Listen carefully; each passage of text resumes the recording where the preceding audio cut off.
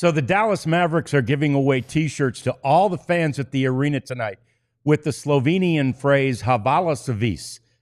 Thank you for everything to Luka Doncic. It's in that spirit that we start the Rangers show. Prekleto! That's Slovenian for damn it. I'll tell you why we're cussing in Slovenian next. It's the DLLS Rangers podcast.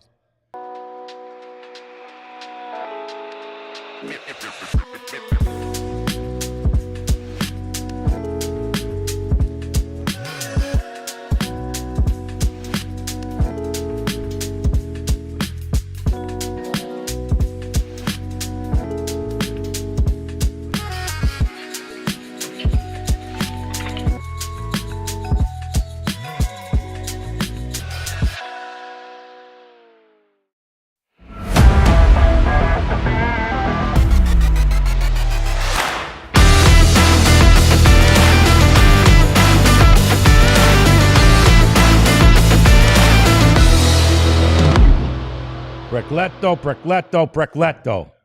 The news, not great, not terrible, but not great from Chicago as the Rangers lose a game, but lose Wyatt Langford for at least a short period of time. Hi there, welcome into the DLLS Sports Studios. It's the DLLS Rangers podcast. John Radigan here with the Slovenian-speaking Jeff Wilson. Actually, no. I just looked it up online. Neither one of us speak Slovenian, but there you go. I mean, I'm saying damn it, just because the Prophet's over there, by the way. We taxed him today. You'll see all the graphics and the pictures and the videos we're showing today. They put pressure on the Prophet, who got his work done as usual, and we appreciate him. We appreciate you. Like us, subscribe to us. This is kind of a hybrid show. It's a pregame show and a show that is just in our normal time slot. So hang with us as we get you ready for the finale. No post-game show today. No post-game today because of the whole thing happening just down the road here. Yeah. Luka Geddon and ALLCITY and Prekleto. We don't have a post-game show. Prekleto. But the thing that makes me say damn it in Slovenian, Jeff, is these damn obliques. They're just a thing. And they can be a lingering thing.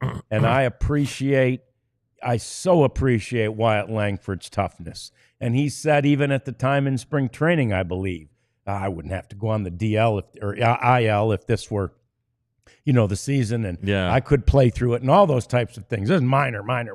And now he's saying this one's less than that. But it's there. And that's the thing that troubles me. Yeah, you kind of look at the Rangers' history on injuries. You could even start with Jack Leiter here just a few days ago. They always err on the side of caution. Yep. And I think that if the MRI shows anything remotely that looks like a strain, that they're going to IL him. And, it's early in the season with the series of off days here. There's one tomorrow. There's one Monday. You're not going to be missing a ton of games. Mm-hmm. So I if it is that minor and it's only a 10-day stay, maybe it's something more. No word yet out of Wrigley Field on the status. But he was going to get an MRI, and you never like it when one of your best players is in an MRI tube. Yeah. So if I'm just had to guess, I would say he goes on the IL. But again, I don't know if anybody knows. No, and I know that Wyatt Langford is tough, right? And I know he's the kind of guy that wants to play through stuff. I also know that he's young, and young guys maybe don't realize the need, right, for caution. The experienced guys, the older guys do. And the guys on the Rangers medical staff are going to proceed with as much caution as they possibly can, working with Wyatt, and they can only listen to what he says he feels, right? And he's got to know his body well enough, and really this is the hard part. This is where the hard part comes in. Be honest enough about how he's feeling to make sure they can do their job and not let this linger, Jeff. That's the key here. is that this just can't be one of those lingering things that takes him out here, there, and many, many times down the course of a half a season or even a whole season. No, that's 100% correct. There's no reason to have a little, go ahead and take the short term loss for the long term gain.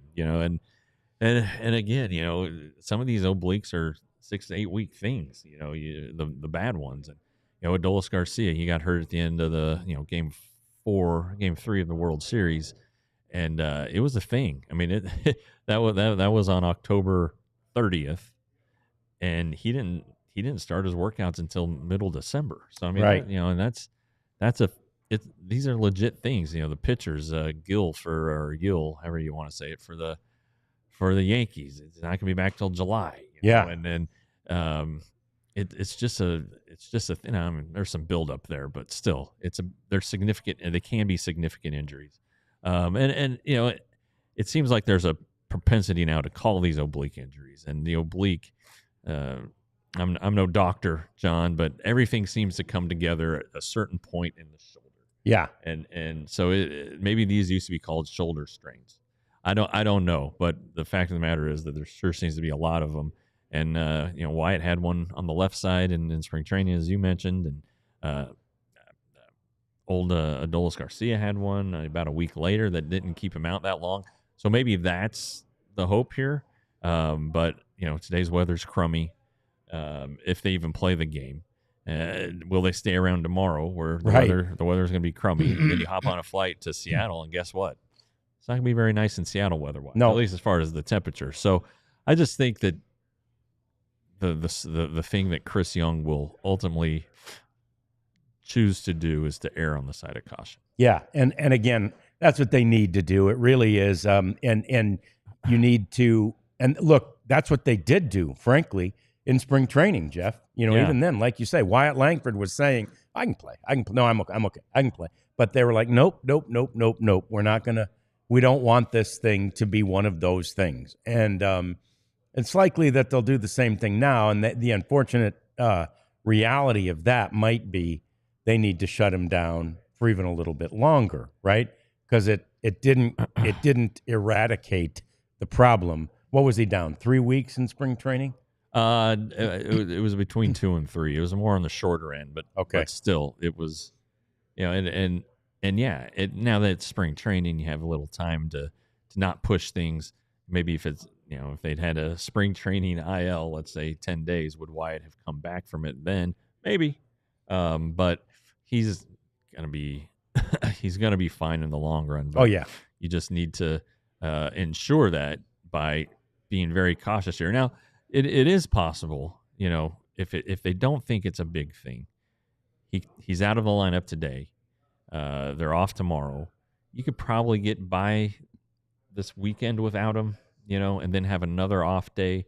And Monday's an off day too. That's right. And then the Angels come to town, and then the Dodgers. So they could do that, and maybe he could pinch hit, or maybe he could pinch run, maybe he could help out in some way that doesn't further make the injury worse. I do wonder if it's on the right side, if throwing becomes more difficult. I would assume so.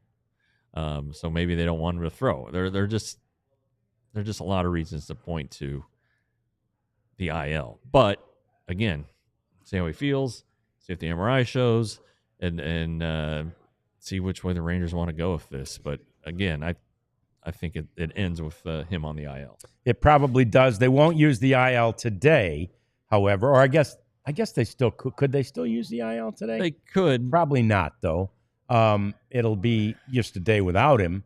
Let's take a look at the lineup for this afternoon's game. The finale, if they play it, it's not necessarily going to happen because there is rain in the forecast, but the lineup is constructed by Bruce Bochy without Wyatt Langford in it right now because he's not available, at least not today and probably not Friday, which would schedule-wise be the next game. And like Jeff said, maybe not over the weekend. But there you go. Josh Young, thank goodness, is back. So he moves up into that 3 spot in the batting order. And Josh, made a nice return last night. He wasn't as offensive as Wyatt Langford was in that 3 spot before he left after hitting a home run and a double, Jeff. But Josh had a nice return. He did. He had 3 hits, including that triple that ended up tying the game when Kyle Tucker, probably not yet acquainted with the Wrigley Field walls there, on the between the. Well, I mean, the foul line and the wall, there's got to be, 6 inches of dirt? Yeah, you know? nothing. Almost nothing. It's very dangerous, and I don't necessarily blame him for not knowing, and not making the play. Yeah. Now, it did turn out to be a big play, short-lived big play. Yeah. But, Josh looked okay. You worry about the defense a little bit now that he's made 2 critical errors in important situations this season in the 3 games he's played. So maybe it evens itself all out, but good to see him back. The Rangers scored 6 runs. You like to think you're going to win most of the time when you score 6. Yeah. So that'll be good. It is a left-hander. It's Imanaga, the guy who, if you look at his numbers the first month of last year and the first month of this year, he apparently really likes it cold and crappy. Yeah. He's tough, but he's a fan favorite in Chicago. Quickly endeared himself to the fans, and but again, the elements can play with anybody, and so we'll see, A, if the game gets played, and B, how those wet, chilly conditions affect not just the pitching staffs on both teams, but the lineups. Yeah, and they can definitely, obviously, like Jeff said, they can affect either side, and that's a truth, that's a reality, and hopefully, the Rangers are due. Let's put it that way. They had their high watermark as far as runs scored of the season last night with 6, but lose it by a final of 10-6. And I guess we have to kind of assess the Patrick Corbin start. Well, first, we have some breaking news. Kennedy Landry has just tweeted that Wyatt Langford is going on the injured list. Okay.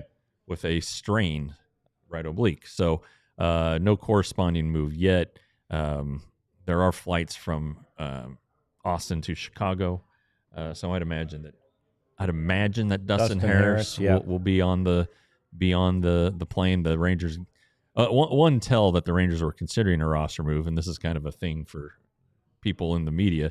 They haven't released their game notes yet, right? So they're waiting for the corresponding move and to make sure that maybe he has landed. I mean, if he could catch an early flight and get to Chicago at time, just make sure that he's actually landed before they announce the roster move. So there you go.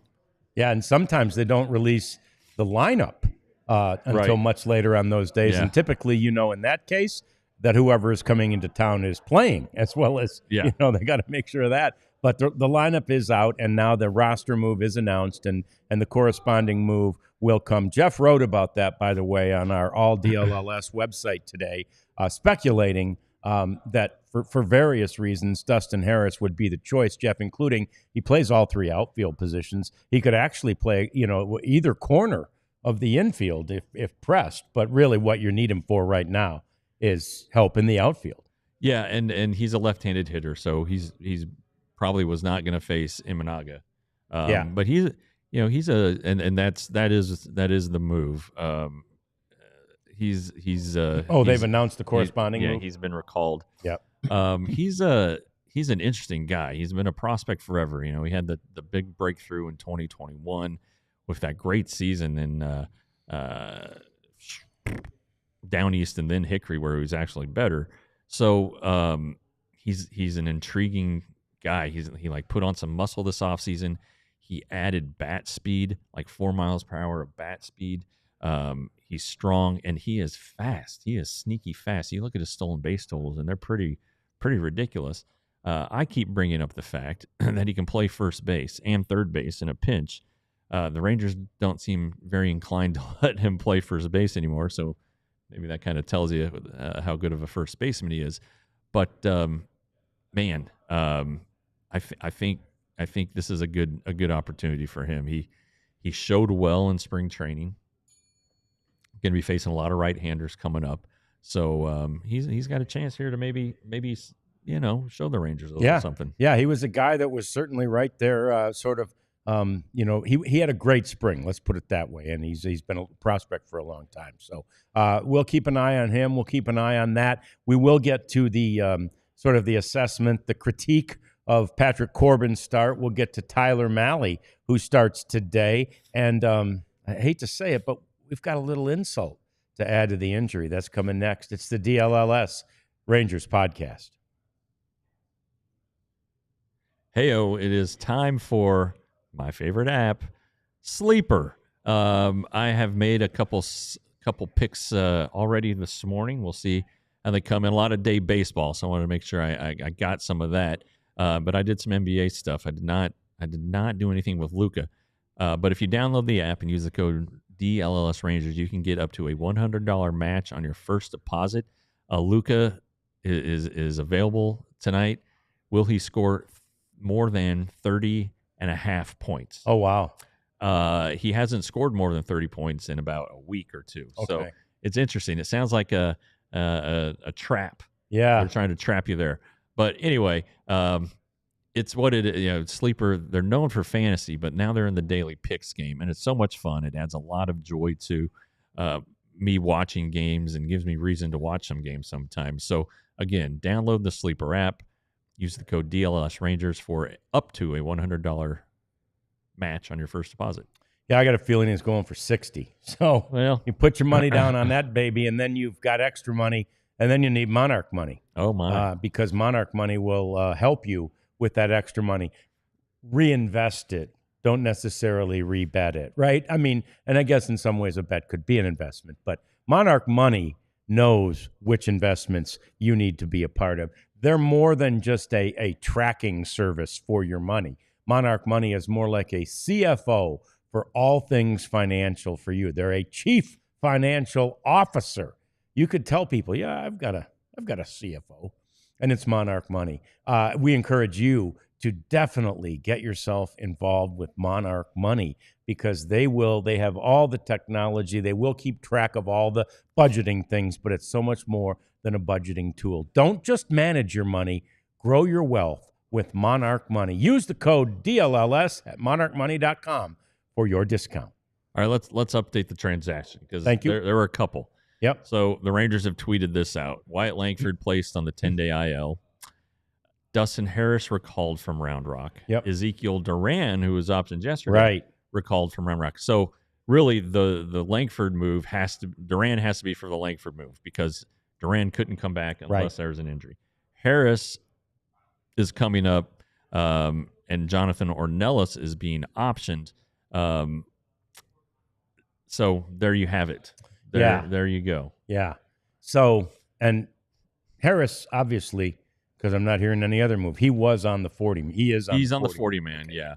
Yeah. I wrote about this, I guess last night, and I posted it today or tweeted it out today. Who else is on the 40-man roster who's an outfielder? Why, Evan Carter. Well, Evan Carter got hit in the hand yesterday by a pitch. Yeah. Had to have some x-rays. They were negative. Of course, he's again below 100. He's it's not the Mendoza. It's not the Mendoza line. It's the Wilson line or the Radigan line. It's not a good line. Yeah, it's not a good. So anyway, he wasn't an option. And non-40-man guys, Alejandro Osuna, who everybody fell in love with at spring training. He's at Frisco and he's batting 118. So probably just tap the brakes on Alejandro. Though, hey, 118 is a perfect fit for this Rangers lineup, right? Yeah. And then I thought if you wanted to think outside of the box, could have gone with Blaine Krim. Of course, as president of his fan club, there's a little bias in there, but you could make Josh Smith more of an outfielder in this situation. I mean, the Rangers had 5 outfielders with Langford, so they can get by with just 4 plus Smith, and then find a way to get Berger some at bats. Give a day off to. I mean, Jake Berger just had one, but if Jock Peterson can't get this thing straightened out, get Blaine Krim, who had 5-something last week and then homered yesterday too. So anyway, maybe that was wishful thinking, but Who knows? I'm sure these guys are thinking of all these possibilities, and but the easy one and the smart one, and one frankly that was earned in spring training, was Dustin Harris. Yep, no doubt. Now, I've seen Josh Shelton, the Rangers travel coordinator, spring into action when things happen and get things done really quickly, amazingly so.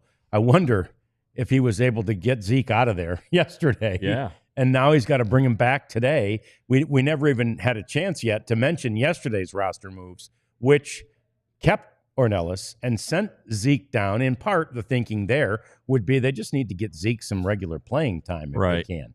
But now they need to bring him back because, again, the only way they can do that, they have to bring him back. And the only way they can do it is for the injury, right? So if they're going to get two guys back, they got to do that. Yeah, well, and then I wouldn't be surprised if he did not had not left town yet. He probably stayed, probably got to work out with the team, and they probably had because they have 72 hours to report, so we probably give him a morning flight, let him stay the night, and send him out. So he may not even left town. Right. So then Wyatt gets hurt last night, right. And they would say, "Ho, don't take that flight."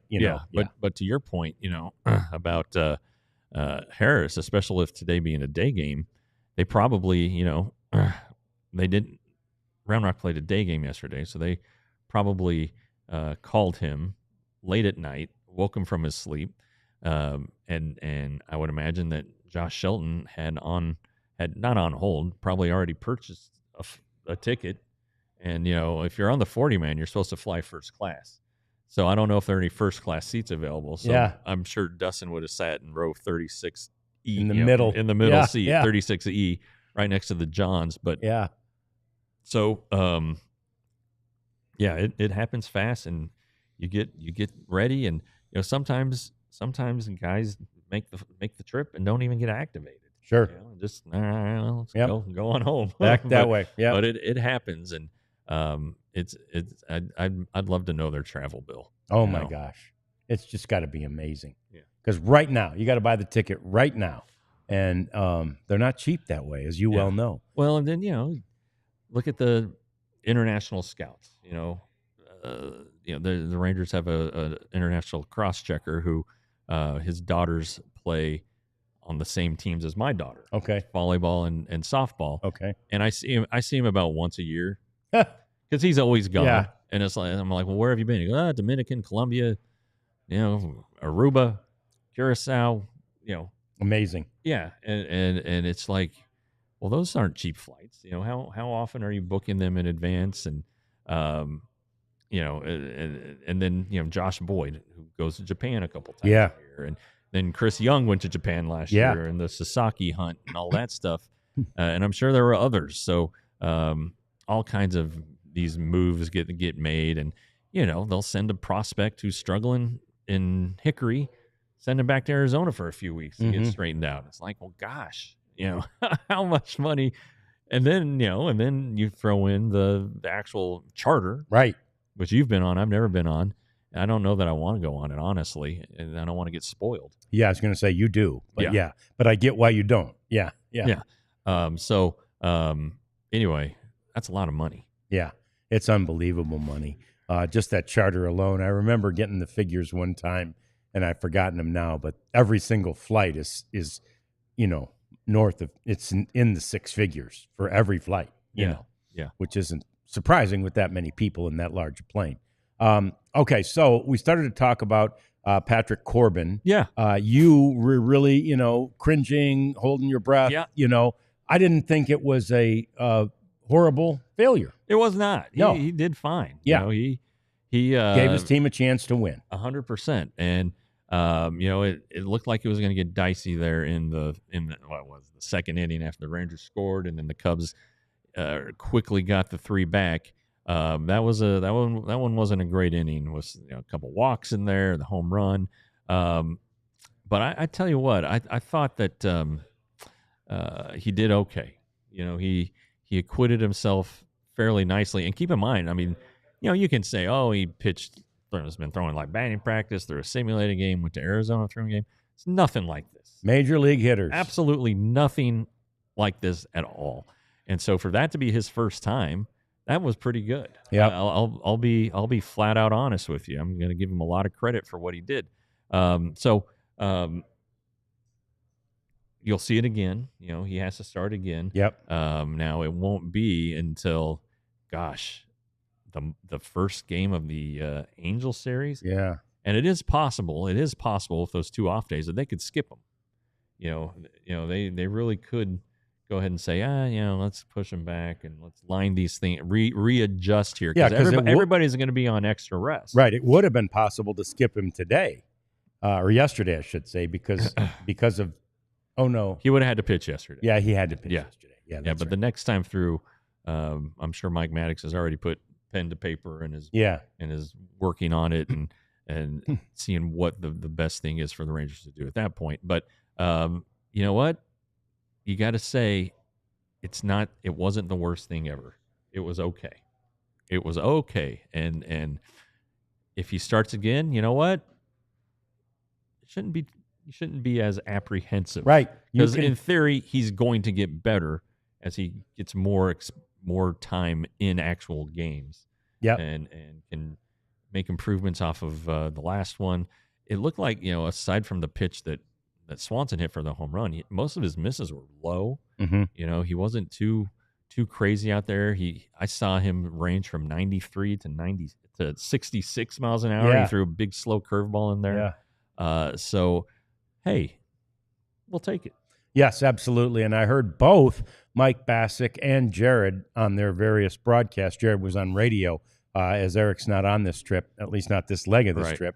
But anyway, and we all talked to different people, but we've all heard that there was this sort of seminal moment in the second half of last season where things changed for Patrick Corbin. The Rangers scouts saw it, noticed it, and it's one of the reasons they were interested. Each of those guys mentioned the same thing. And one of the things I think that Mike said was that, look, he's not relying, and this may not have been the change he made, but he's not relying on the sinking fastball nearly as much. Yeah. And that was because the batting average against the sinker last year was not good.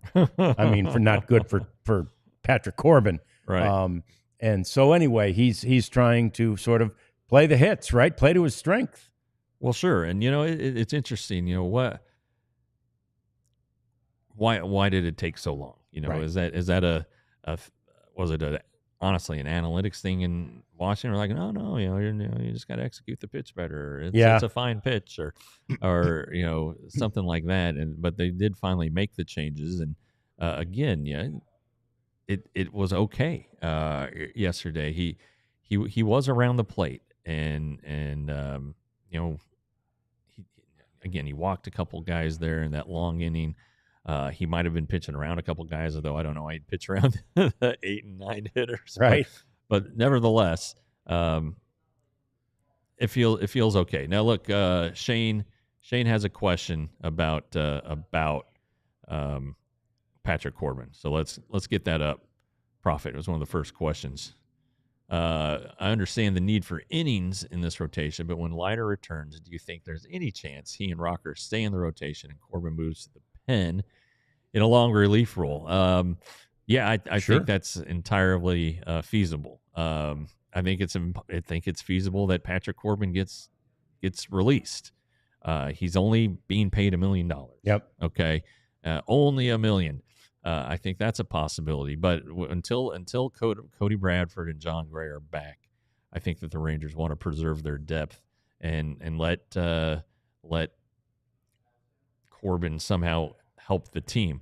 I don't think that the bullpen would be an option for Rocker. I think it would either be AAA or the rotation. I don't, and let's see. These guys, we're in the third turn of the rotation. So, Leiter definitely will be allowed to make another start when he comes off the injured list. If Rocker's not very good here the next couple times, then maybe you wonder a little bit, though. Sunday looked promising. It looked like, hey, maybe he's figured something out. So, Caleb Bosley, it's not Bushley, it's Bosley. A nice guy, but I think you could probably live without him. Yeah. I really do. So I think what you're saying there, Shane, there's some merit to it.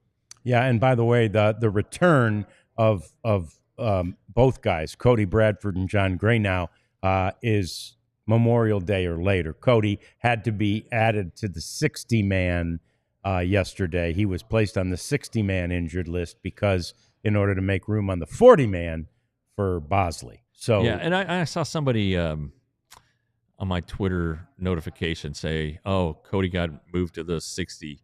I hope he doesn't need Tommy John surgery. Yeah, it's just procedural. There's no update on his medical status. It's just a procedural thing. Yeah, they had to do it in order to make room on the 40-man in order to bring up Bosley. So anyway, we've got more to talk about. We want to get you ready for today's game with Tyler Mahle on the mound. We'll get to that insult that follows the injury and a no-no yesterday in the Rangers organization. It's coming next. It's the DLLS Rangers podcast. And coming next, Globe Life Field, and we're only a couple days away from it now. It's the American Rodeo. It's the richest weekend in rodeo. It's returning to Globe Life Field Friday and Saturday. $3 million purse up for grabs.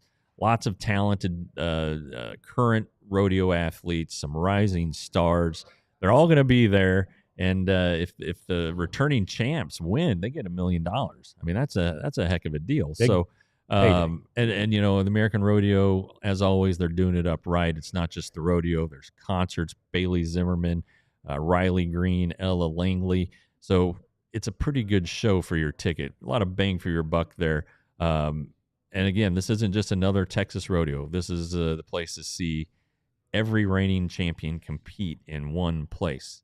So grab your boots, your hat. We'll see you at Globe Life Field Friday and Saturday for back-to-back nights of unmatched competition. Friday qualifying, Saturday the finals, and that's where the dreams are made, baby. So one weekend, 200 unforgettable nights in Arlington. Yeah, it's a great plan, and I've got a plan for this weekend, my damn self. That'll be to put on my hat, put on my boots, and grab my Shady Rays. I believe that inside Globe Life Field, it's bright enough, Jeff, for me to wear my Shady Rays inside. Oh, for sure. I think that's a pretty cool look with my cowboy hat and my boots and my shorts. Is it bad for a guy to wear boots with shorts? Yeah, it is. It is. It's terrible. Yeah, I only do it when I'm working in the yard, and even then I get honked at and stuff. People are like, "What are you doing?"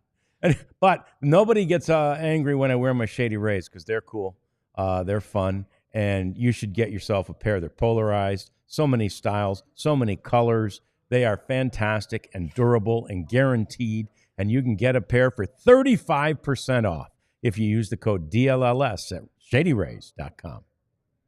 All right, so let's get to this day with Tyler Mahle. Okay. Back out on the mound after a redemptive performance in his second start. I would agree. It was much better.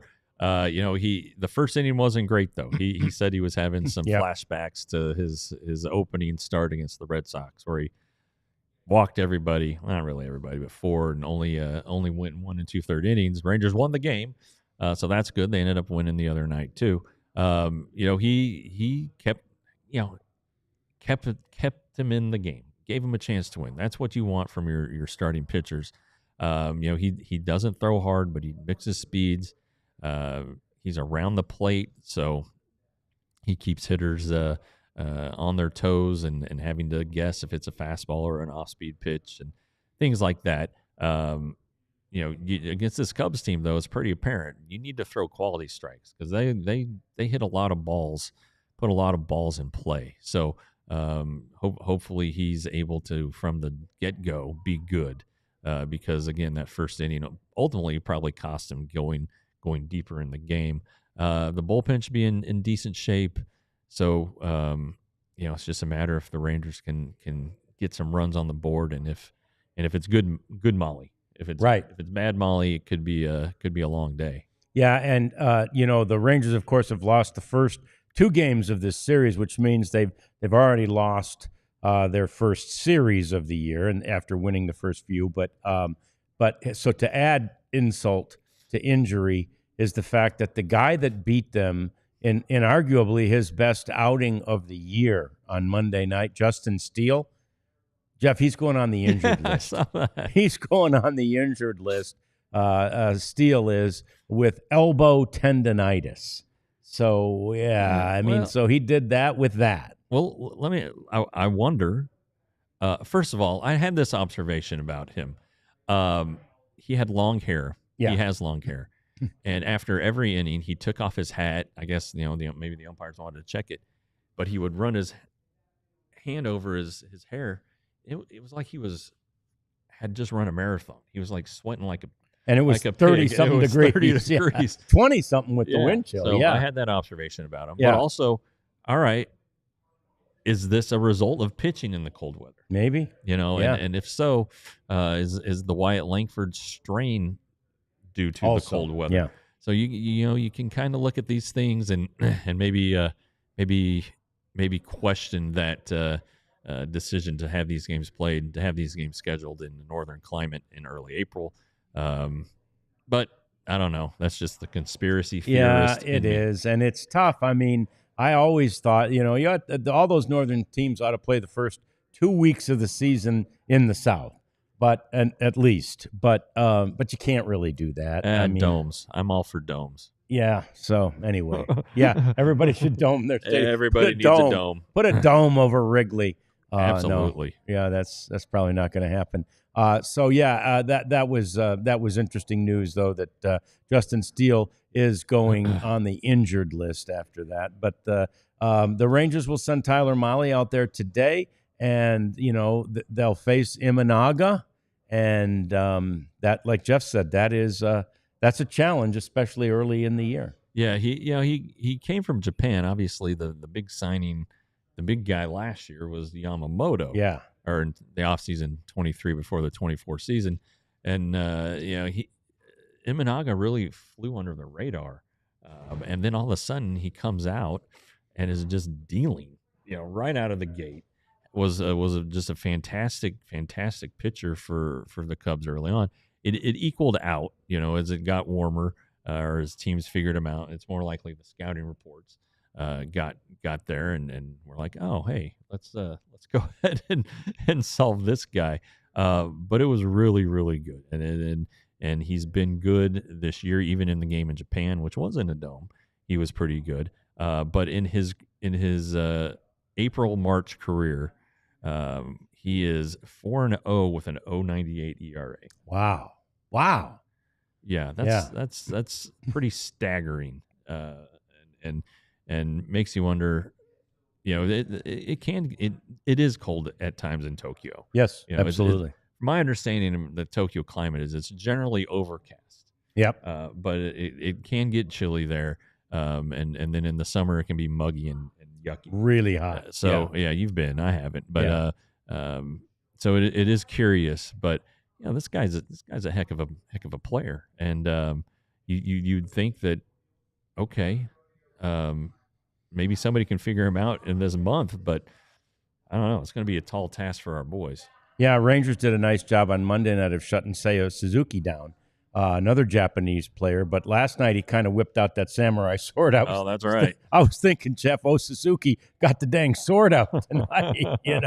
If you saw that video we had from the series in Japan, in batting practice one day, Suzuki grabbed a samurai sword, which shows how sharp they are and how good his hand-eye coordination is. And they were throwing him, BP, 50-mile-an-hour pitches, maybe less. But he was cutting them in half with a samurai sword. Unbelievable. Yeah. Okay, so I have a correction to make. 6-0 in March, Imanaga. April in his career. 0.98 ERA though. Under 1. Yeah, Unbelievable. 157 average against. Yeah. So it's gonna be tough. So and he beat the Padres the other day. So okay. Yeah. Yeah. So speaking of good pitching, the Rangers got a dose of it yesterday. It was the Hickory team, yeah? Hickory, low A Hickory, low A. yeah. Big no hitter, combined no hitter, obviously at this time of the year. Needed only 3 pitchers to get it done. Not bad. That'll work. 2 guys from the 2013 draft class. The starter, Hawley, and William Prevette, who went to College of Charleston and didn't pitch last year because he had knee surgery. And then Jabril easily finished it up, and he went to Kansas and had a great game in the Big 12 tournament last year. He struck out like 11 guys in a game. The catcher, Ben Hartle, also went to Kansas. So there might have been some familiarity there. Yeah. Interesting, though, Easley was not drafted. The Rangers signed him after the draft. Yeah. And here he is all of a sudden in the middle of a no-hitter on opening night, by the way. Oh, yeah, that's the thing. Yeah. That's the cool thing. It was their first game of the year, and they're going to have a tough time matching that the rest of the way, I think. Yeah, right? But that's pretty cool. Well, and we got a little video of it to just show how dominant they were. Let's show them a little bit of that profit from the no-hitter last night where these three Rangers – and look, I'm usually so not a fan of the combined no-hitter. But in this case, it's too early not to have a combined no-hitter. Yeah, it's a necessity. There it is. Just dealing. Wow. Yeah. If you guys don't follow the Rangers player development Twitter account, it's pretty handy. Yeah. They come up with a lot of good stuff. The Hawley, he went to Bishop Gorman High School in Las Vegas, which is where a lot of great athletes Is that the Chris Bryant, Joey Gallo school? It's where Joey Gallo went. It's where Andre Agassi went. I mean, there's a long list of guys, and so he was the Nevada. He unbelievable. And the first guy we saw there was Holly, right? Yeah. And this is easily. This looks like it might be the final out. Ground ball to second. Oh, short. By Pollard, the throw across in time, and for the first time there you go. That's since cool. April 11th of 2000. That's awesome. Yeah. Fun to celebrate opening night that way, isn't it? Yeah, and Pollard, who made the plays, the fourth round pick a few years ago. He and Sebastian Walcott are tight. There's a lot of talent down there. And there was a lot of guys who are back repeating levels, even though they did pretty well last year at the level they were at. So it's that's good. It's a deep system, and the Rangers need a couple guys to break through, and I think they will. I think Osuna is going to climb. Rarities Osuna is not on the 40-man roster. To answer your question, he probably will be soon.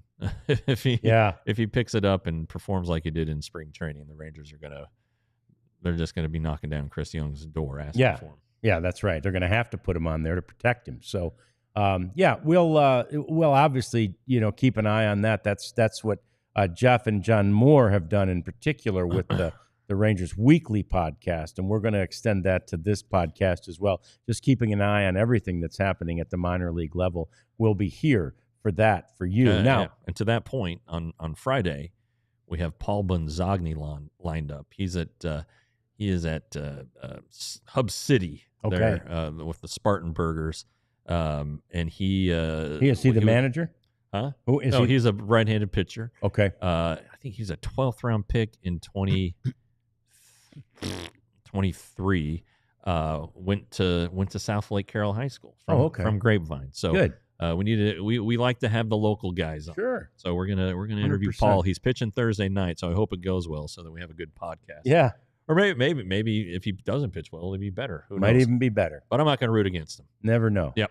A couple of quick things on TV. The Rangers have released the numbers for the first, really pretty much just for opening day on the RSN. And, of course, the numbers are up significantly. 44% improvement on over-the-air broadcast. And the interesting thing about that is opening day a year ago was on ESPN. Yeah. So pretty much everybody could watch that anyway.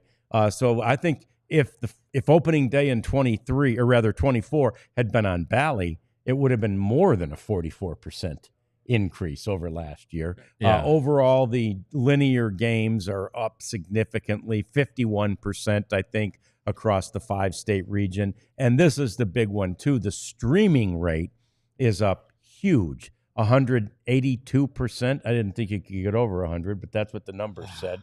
Yeah, I'm not a math whiz. Up significantly because, again, there was pretty much no way to stream it last year. Bally didn't have that technology. So Victory, our friends at Victory, are streaming it for us over there, and that's fantastic. I got to be honest, Jeff, and I got to go handle this when I go home. I have Direct TV at the house, as I've mentioned. Yeah. And I get it on my one that has the cable box, if you will, the Direct TV box. Yeah. But I can't stream Rangers anywhere yet. My Direct TV stream goes only up to about 648 or something, and it's on 677. So I got to get on the blower with them again. It's usually an hour and a half. The Direct TV people. I'll let you know what I find out in case anybody else is having that problem. Such a pain. We'll work on that today. We'll work on doing our batting cleanup segment next, though, because there's a lot to talk about. As always, you'll like it. Some of it's sad. We've got happy and sad news in the cleanup segment next. I like this one. The DLLS Rangers podcast. We're both hiding our merch, but yeah, I got the flag under here. Which color flag? The all black. Oh yeah, I've got the. This is the Mavs shirt. Yeah, technically speaking, but yeah, you wore it in honor of the big game tonight. I gotta be honest. I was a little worried you were gonna pull out Die Hard or Texas Chew because those were my go-to choices. But so I went with this because I know you don't have this. I don't have that one. Yeah. Nope. Yeah, just in case. I don't think you have this one, right? I don't. Yeah. I don't. So all right, I'm up to 15 now with the 15 with the two new ones. Yeah. I think I'll break double digits for sure. I might even get to a dozen. Ooh, that's exciting with these two. So anyway, we love the merch. Store.allcitynetwork.com. The two new baseball shirts are worthy. You got a Baseball Time in Texas, and you got a Hello Win column. And both of them are great. Both of them, of course, tributes to my friend Mark Holtz and the longtime legendary broadcaster for Texas Rangers baseball on both radio and TV. God rest his soul. So anyway, store.allcitynetwork.com for that and so much more merchandise, Jeff. Yeah, we need the hats. Yeah. That's I need to bang the drum on that. And the one. polos. And the polos. And you know what? I want a little pullover too. A little quarter zip. Yeah, I would love that. They should custom make them for us. Give us right some there. things and show them off to the people, and if the people want them, then by God. And they buy them. Yeah. Anyway, you get a free shirt when you become a diehard. It's super easy to do becoming a diehard. $79.99. It's not just my wonderful Rangers coverage. It is. It's Stars, Mavs, Cowboys, and you get 20% off to our events. Like our golf tournament, that's April 25th, and we're still looking for golfers. You can golf with me. So ping me, and I'll figure out how to get you in the foursome. And you play with John. Yep. That'd be pretty sweet, guys. Yep. Yeah. We'd love to have you join us for the golf tournament. You get 20% off, by the way, if you're a diehard. If you're a diehard. Really cool matchup today in Detroit. It is, and I mean, it's probably a really cool day, too, or cold even.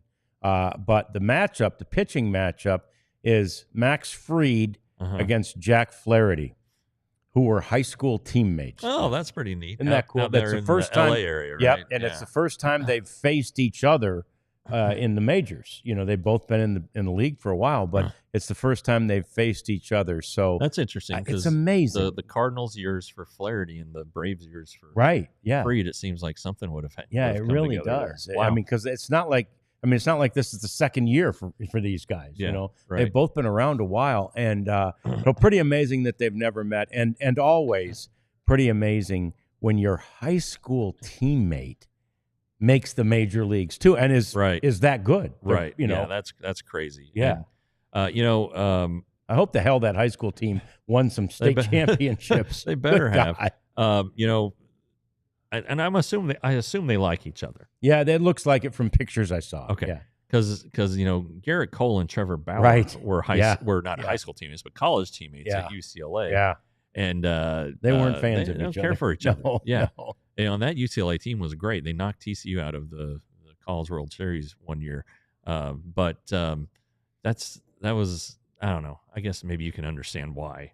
Yeah. It seems like they're different dudes. And there's only one Trevor Bauer. No, yeah. So Bauer, I think Bauer's the odd man out there. Yeah, You know, there were right. probably, I bet you there were more than Garrett Cole on that team that weren't fans of Trevor Bauer. I would assume. Yeah, you're I correct. assume he's got a wild hair in him. So, but anyway, that's a fun game. I think if I saw correctly, it's on MLB Network, so you could be checking it out. It's a day game. So yeah, check it out on breaks in the Rangers game this afternoon. Okay, so Jeff, are you familiar with the work of the Jupiter Hammerheads?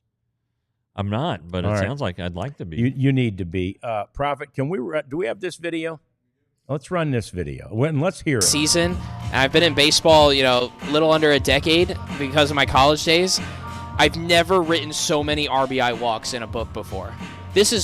Listen, I know that I'm supposed to be optimistic about our team here, but I mean, come on, guys. Like, I could go out there. Let me loosen up my shoulder. I'll go help things out because you got to put it over the plate. You got to give your defense a shot. You have not been given a shot all game. We're broadcasting for maybe 2 people right now. That's for sure. Hey, these two people are thoroughly mentioned and entertained right now. Next pitch, misses outside, ball 4. Well, why not? 21 walks today. 22 walks. And by the way, Dunedin had 10. There were 32 walks in the game. Walk of the inning, the 22nd Is this walk of the game, unbelievable? and that'll load the bases for Manuel. Just awful. That's not good baseball. That is not good baseball. And I hate to say, we'll see if we'll probably end up getting a resume from the kid that was announcing. Yeah, he may be a free agent pretty soon here. He may be a free agent very soon. But yeah, it's the most walks by one team in a game in over 20 years. That's crazy. In professional baseball. Crazy. Awful. No. Like that. Well, yeah, not good. No. That's not good, and it's just such boring baseball. Like the kid was saying, everybody. Although there was nobody in the stands either. He said we're broadcasting to 2, and I'm looking at the seats, and there wasn't one. So there, like the PA guy wasn't talking to anybody except the teams. But yeah, and everybody who would see that would be like, I promise you, I could go out there and throw one over the plate. But anyway, that's what happened. Jupiter Hammerheads. Let's take a look at the new concession item in Atlanta. Everybody sort of needs to one-up each other. Look at this thing. It's got 2 Angus patties.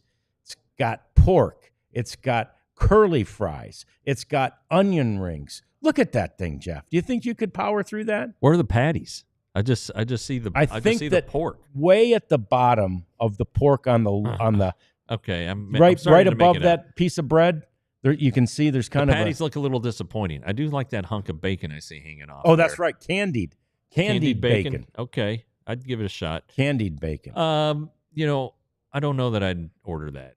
How can you eat that at a ballpark? That's the thing. Yeah, that's the thing. That's going to be all over you, all over your friends, all over your family. But what are you going to do? That's the new. You're going to eat it. Somebody's going to try it. Oh yeah. I think I saw on the Rangers pregame show one day they gave Jared I think it was the burrito challenge. Oh okay. And it's like, what is it, 14 inches long or something? And he ate like only 3 inches, but it was only during like the Bochy interview. He only had like 4 minutes. Oh. So I promise you though.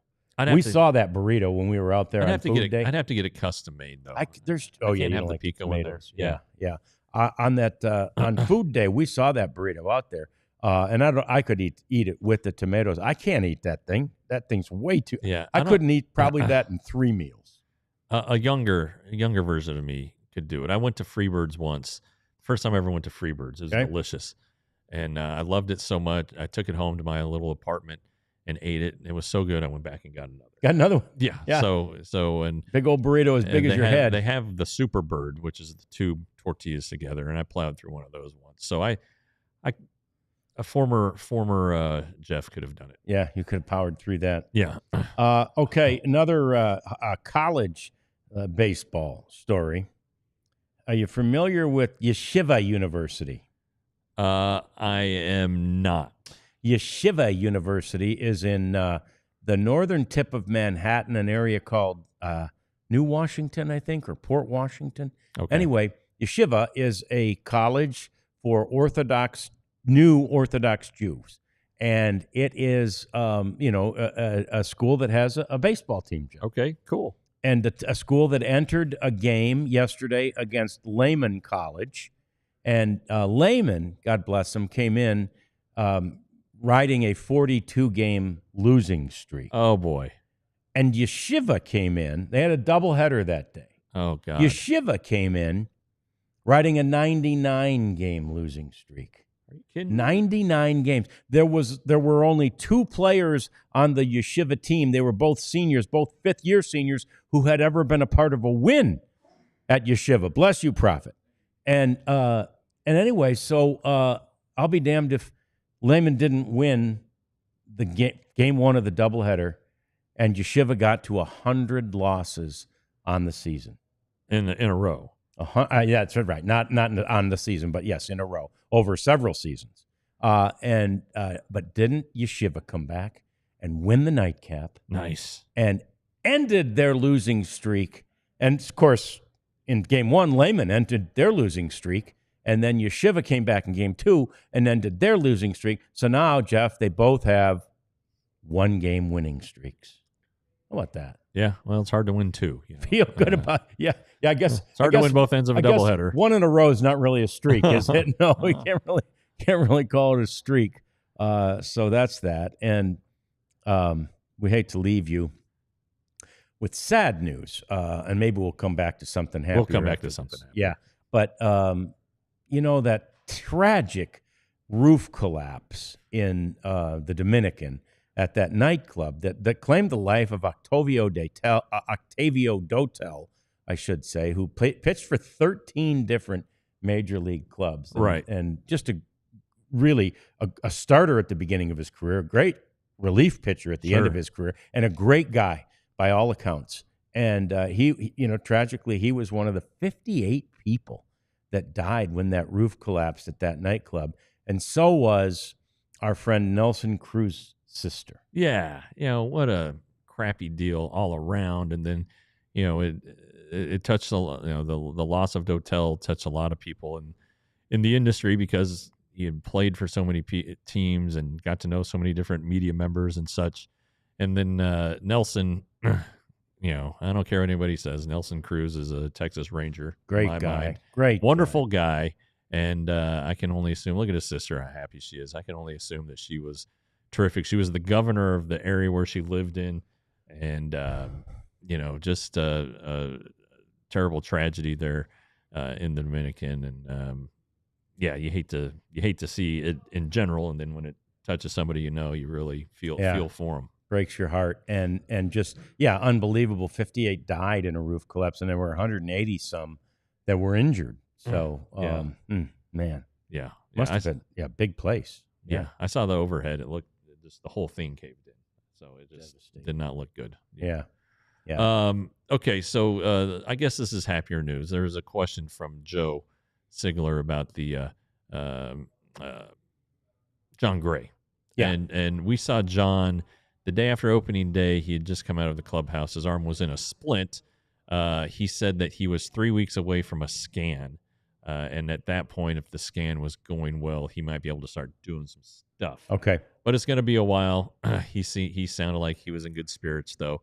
And then, Cody Bradford was planning on he was hoping that he would be able to play catch this week. Yeah. He'd been doing stuff with plyo balls to get the elbow fired up and make sure everything was fine, and it appeared everything was going fine. So we will monitor that from afar, but hopefully Cody is throwing, and it's going to be a long process from there, which putting him on the 60-day at least allows him to slow it down a little bit and tap the brakes and not, in his mind, try to meet a deadline. So, help is on its way. Really not that the rotation has needed it much, but the more pitching depth you have, the better. And 2 great guys, and love both. Cody's just a good man who I'm sure when he gets a little more established in his career will do charity work and all that stuff. And John is already doing tons of it. So good people, and they can help the Rangers win. All right, so the Rangers apparently are going to play. I guess the rain, at least for now, is not it prohibiting looks that. okay. Yeah. So they're going to play the game 3 of this 3-game series. They need a win. They'd really like to get out of Chicago with a victory. They'll send Tyler Mahle to the mound tonight, and they'll keep their fingers crossed on the quick recovery of Wyatt Langford. So we'll keep you updated on that and everything else Rangers related every single day. Tomorrow we're back at noon on the DLLS Rangers podcast.